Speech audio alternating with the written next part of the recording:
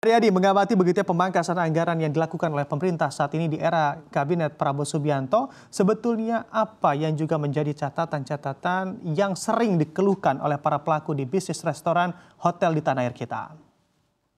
Ya, jadi memang pasar pemerintah itu untuk sektor hotel itu mencapai 40% ya. Jadi secara nasional itu 40%, sehingga itu nilainya kurang lebih sekitar 24,8 triliun, Mas.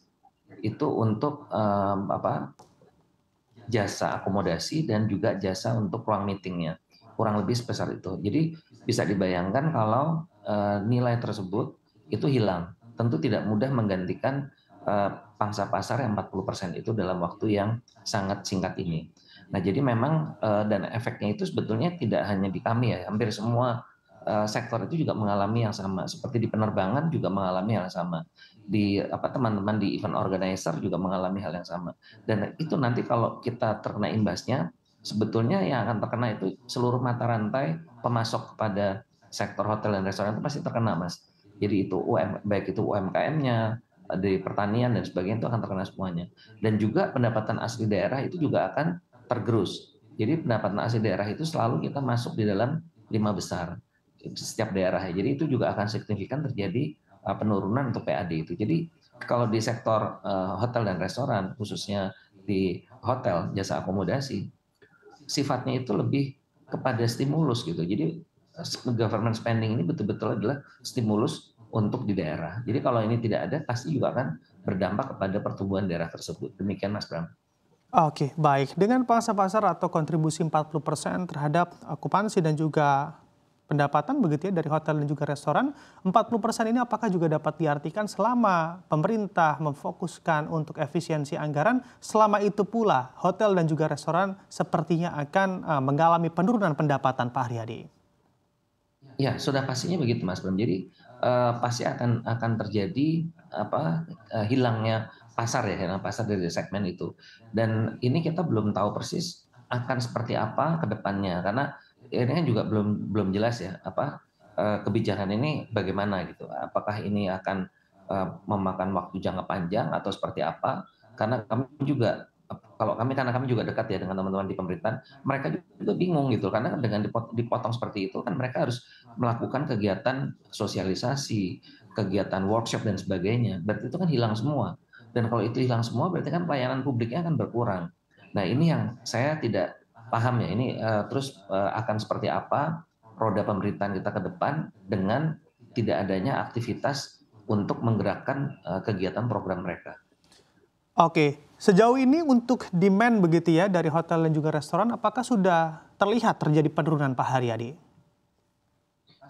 Sudah sangat jelas sekali. Jadi kebetulan itu memang di kuartal pertama itu relatif memang lebih sepi dibandingkan tiga kuartal yang lain ya, Mas, ya.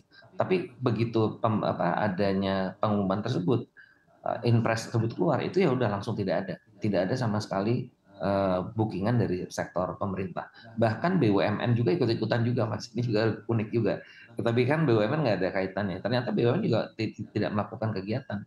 Dan sepengetahuan kami juga pemerintah daerah itu kan juga pemotongannya relatif kecil ya kalau saya tidak salah, dari dana transfer ke daerah itu hanya dipotong 50 triliunnya. Tapi di daerah juga sekarang sama, Pak, Mas Bram. Jadi juga pemerintah daerah juga mengurangi kegiatan. Jadi nih semuanya mengalami mode untuk tidak melakukan aktivitas. Seperti itu kondisi di lapangan. Oke, baik. Lalu apa yang bisa dilakukan di sektor ini, Pak Haryadi? Karena memang biaya operasional tentunya untuk hotel dan juga restoran pastinya terus begitu ya ada di setiap hari dari mana melakukan aktivitas setiap hari-harinya.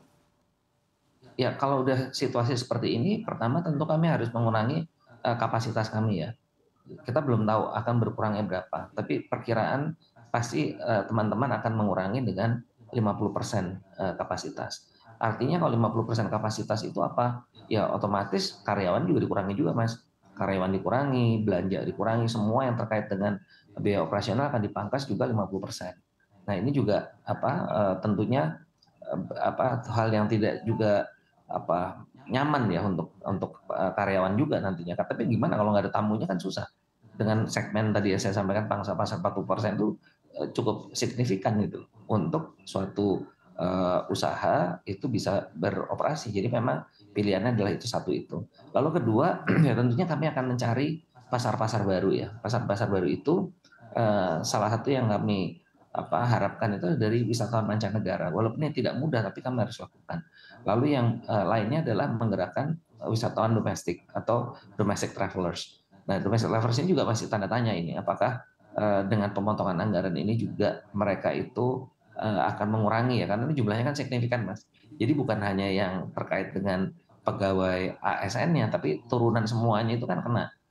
Misalnya contoh kemarin ada rekan di logistik ya menyampaikan dia itu tergantung dengan pemerintah cukup besar. Nah kalau mereka berkurang berarti kan perusahaan dia juga akan mengurangi aktivitasnya kan. Jadi dampaknya ini sangat masif kemana-mana ininya imbias dari imbas daripada kondisi yang sangat-sangat negatif ini, Mas.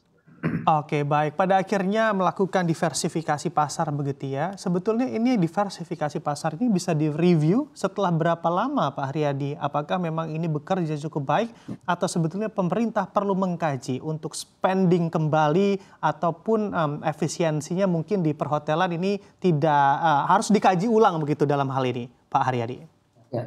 Ya, sebetulnya kalau kembali lagi saya sampaikan tadi kan bahwa segmen pasar pemerintah itu sebetulnya mereka itu kan memang ada keperluan ya Mas.